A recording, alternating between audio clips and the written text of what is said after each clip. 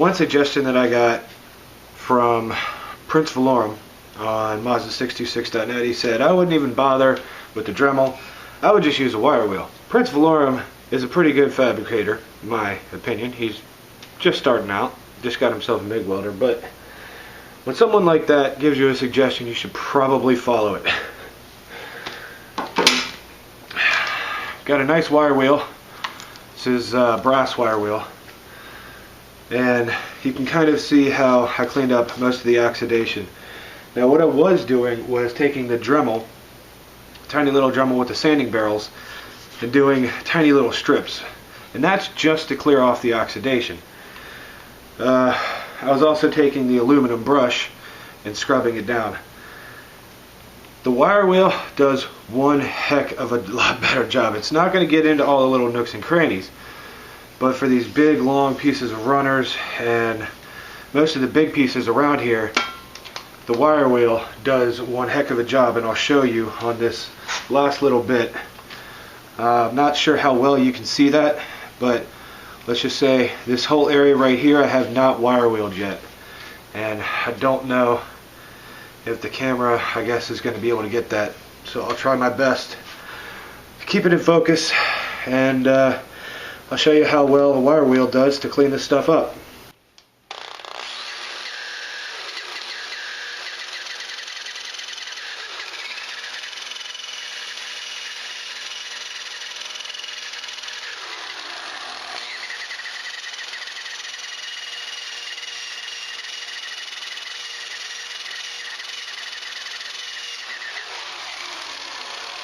Try to see how it's already smooth.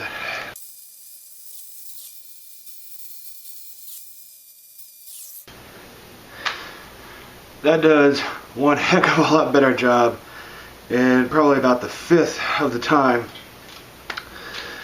Wirewheel, should have started off with that. If you're going to clean up the whole thing, let's just say you want to try and shine up your intake manifold. Maybe I should take this mask off. If you want to try and clean up your intake manifolds, get them nice and shiny, and then polish them, this is the best way to take off the corrosion that's on top. The Wirewheel does a fantastic job. So I'm probably going to continue with that, and then things like this, you can kind of see that's a casting burr. I'll take the Dremel to smooth that little bit out.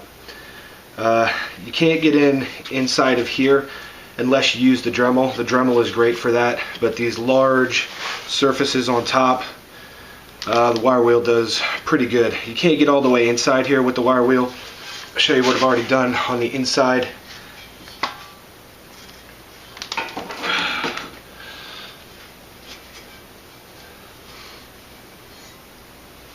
So, Wirewheel is my new best friend for cleaning up all this stuff. And once I get all this cleaned up, I'm hoping, well, the reason that I'm trying to go so fast and get all of this stuff cleaned up so that I can take this in Monday morning. I started on this Friday, but I want to get this into the machine shop on Monday morning so that they can clean all the shavings and crap out of here from when I enlarge the runners. I'm not going to have them enlarge the runners on the head or on the ports on the head, just because I don't have the money for that. Ideally, if you have the money to do port matching for, I mean, technically, obviously, you're supposed to do port matching on both sides, but I just don't have the time or money. I'm really running out of time here. I've only got 2 weeks, so I've got to slap this stuff back on. Hopefully, I'll get it hot tanked Monday and then start on it Tuesday. If you're wondering why I'm talking so fast, it's because I've had a ton of Red Bull, and I am just ready to start cleaning the crap out of everything that my tools can touch.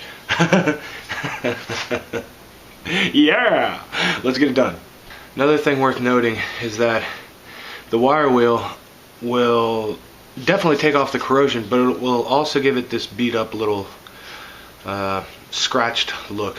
Very similar to the stock look. Even though the stock look is mostly oxidized corrosion, it's very similar, let's just say when it was brand new, to having that Wirewheel look. So, first thing you want to do is grind off your casting marks. Then you go at it with the Wirewheel, and the Wirewheel will kind of hide your your grinding marks. I don't know if you can kind of see that, but I've started on this side and it kind of hides it. So once you finish up the whole thing, if you do it right, all of your casting marks will kind of blend in and you won't even tell that the casting marks are there. So that's kind of my goal right now, is to now blend in those casting marks with the wire wheel. Here's what it looks like after I ground down the seam or the casting line. And here's what it looks like after I use the grinding wheel. It's obviously done a very good job, because when you use the grinding wheel, it will have a tendency to hop up and down. You can put enough pressure on it to be smooth, but you want it to hop up and down, because that hopping effect is what will create your texture.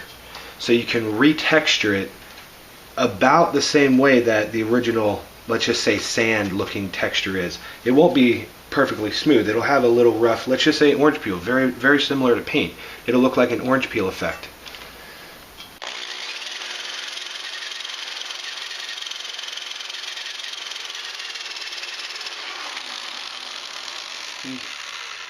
Can you see that hopping up and down? Now I'll show you what it looks like if you just go smooth.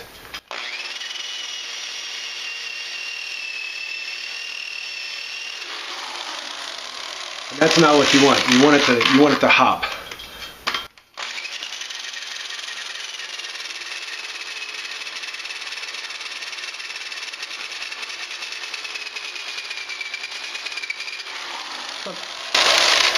So something like that. And that's just for getting the base texture down and for keeping it smooth, so that if you want to later on, you can use your sanding blocks or sand by hand. Take a piece of sandpaper and go over it, and that'll get it really shiny, just like chrome. But it's nice to be able to start out with an even texture. Even though it's textured, you want to start out with an even texture.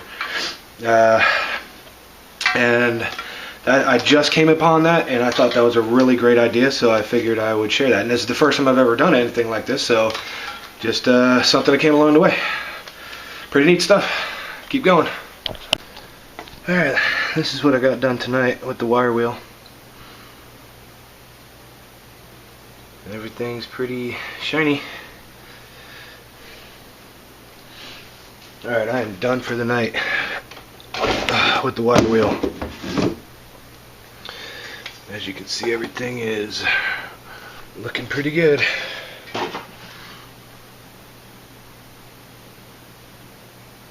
There's a couple of spots that, I didn't get in between the runners there. That's pretty hard to get to, even with the Dremel. I even got kind of down in there the best I could with the wire wheel.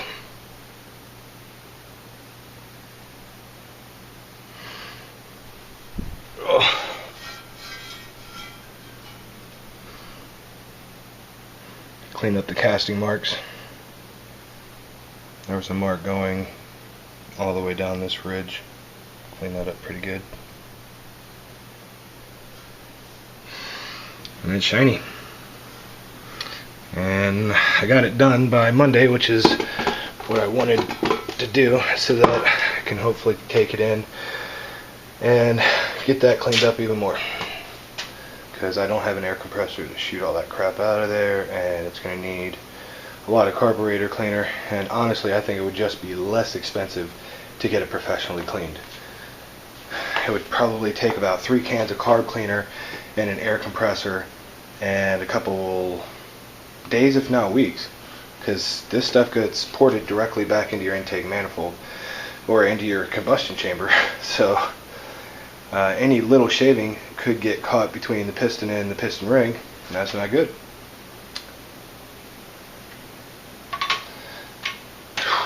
So I am done. Again, it's like 3 a.m. Been working on it for a couple hours. I'm tired, so we'll see what Monday brings. Oh, I did eventually resand these. You can see all the metal shavings all the way up my arm. Looks like I got a brown tan. I don't know what you call that. That's all metal all over my arms. So I'm gonna have to get that cleaned up.